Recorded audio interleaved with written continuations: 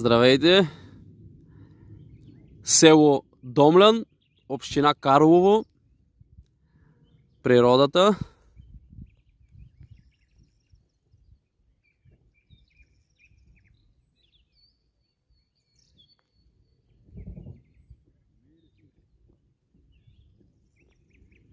Има табели. Закъсняхме с заснемането на сметището. Тези дни беше поринато.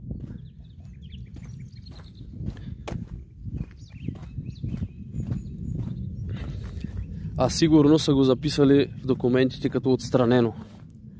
Ето, виждате, ето отново отражението на нашите управляващи и то в цялата страна. И когато ги упрекваме, те ни се сърдат: о, чудесно! Ето така са го изчистили.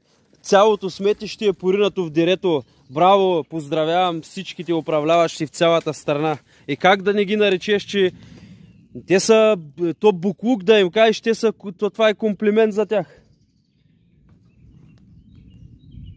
Чак да ти стане неприятно.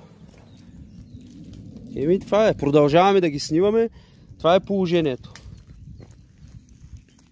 Стича се вода, поема от буклуците, от пластмасата, от строителния материал и замърсява околната среда. Браво! Поздравявам кмета на село Домлян. Чудесно!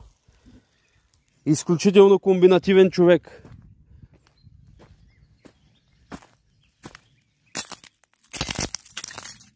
Какво е това? Буклуци навсякъде. Аз не обичам да живея в такава природа замърсена, бе.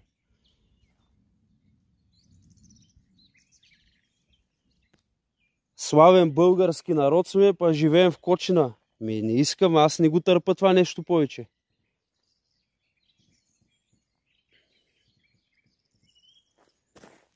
Време е всеки един български гражданин да се събуди вече и да каже не на тази свинщина.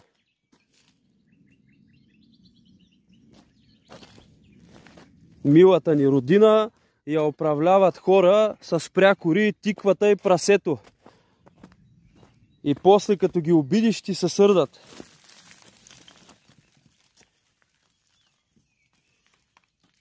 И как? Това е помиярщина. Това е Кочината, в която живеем и с